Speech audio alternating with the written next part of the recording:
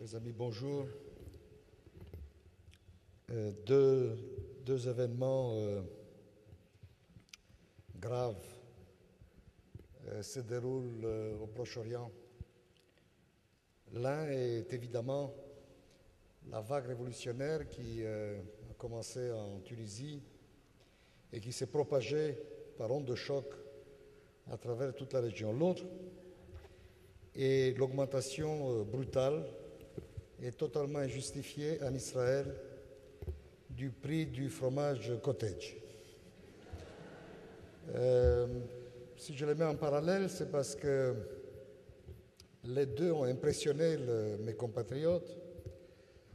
L'un, le premier, modérément. Le second, en revanche, a mobilisé les foules. Il y a eu une formidable mobilisation sur Facebook et je peux vous assurer ici, c'est presque un scoop, que le gouvernement va reculer.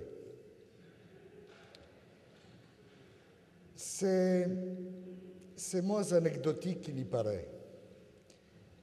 C'est extraordinairement révélateur de l'état de choc, d'apathie dans lequel se complaisent les Israéliens, dans cette espèce d'autosuggestion qui rend tout un peuple considéré comme l'un des plus intelligents sur la planète, en fait complètement stupide.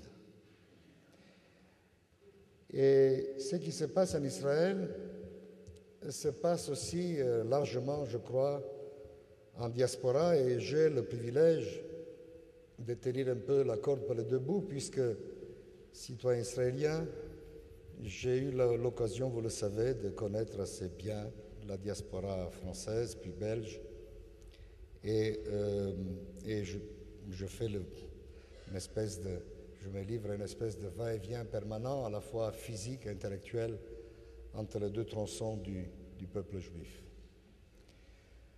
Alors pourquoi J. Cole? Eh bien, pour essayer de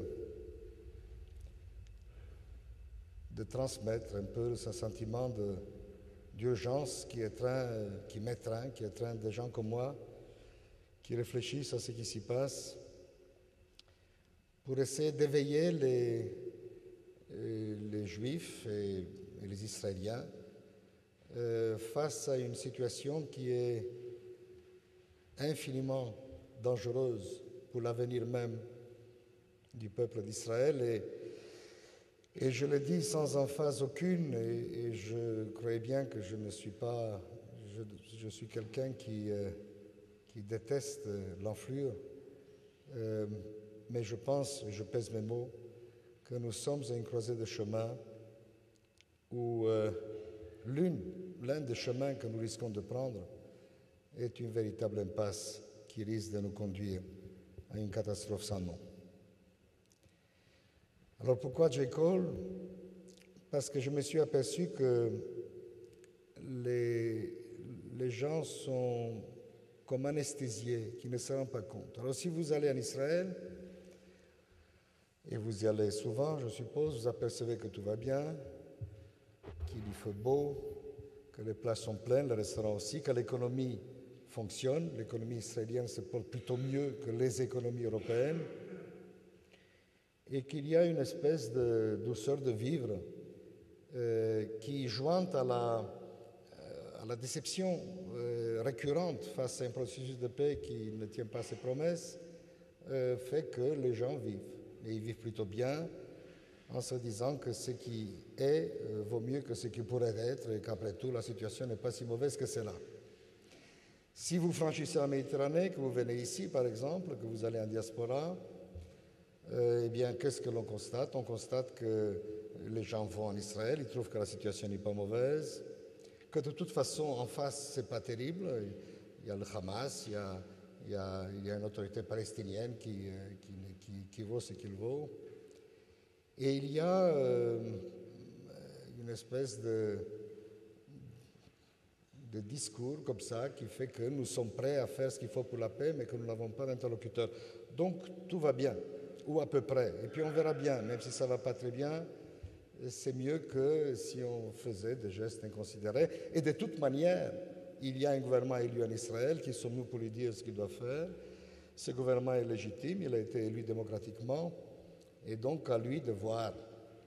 Et puis il y a derrière ce discours que je peux entendre, s'il concernait tout le monde, mais il y a une espèce de fatalité qui veut que cela ne vaut que pour la gauche, en gros, ou pour la partie raisonnable, et cela ne vaut pas du tout pour la droite, qui s'exprime librement.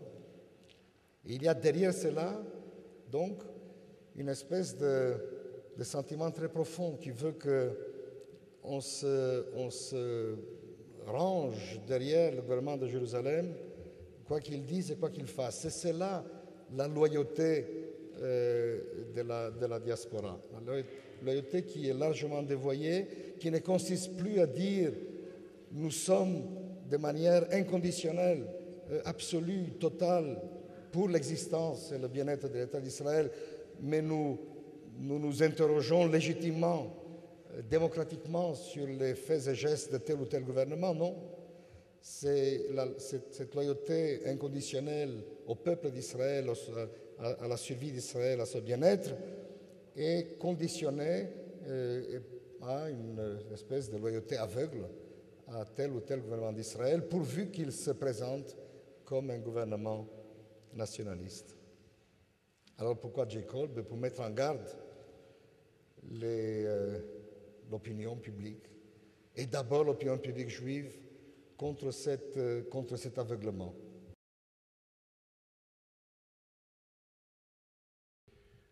La situation telle qu'elle est aujourd'hui, ne soyons pas naïfs, si le Hamas, étant donné l'évolution de ce qui se passe en Syrie, étant donné les difficultés qu'il connaît lui-même à Gaza, est entré dans la logique de discussion que nous attendions et que Israël attendait depuis si longtemps, c'est bien entendu parce qu'il est affaibli.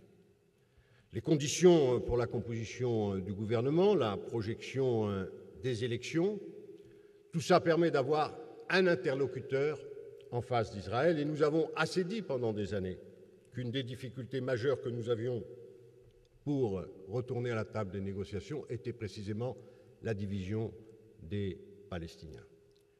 Je considère que cette réunion est une chance pour la paix et que de ce point de vue, l'Europe, qui l'a reconnue, et là l'Europe est unie dans sa reconnaissance de ce pas en avant, doit faire tout ce qu'elle peut, et je pense que c'est le sens du travail accompli en ce moment par Lady Ashton, mais soutenu par le Parlement européen, tout ce qu'elle peut pour faire bouger la position des Américains et bien entendu, à partir de là, la position du gouvernement de Netanyahou. Vous le savez, en Israël, les partisans de la paix, mais même des instances liées à l'État, ont eux aussi dit qu'il y avait une opportunité et qu'il fallait accueillir cette réunion de façon constructive.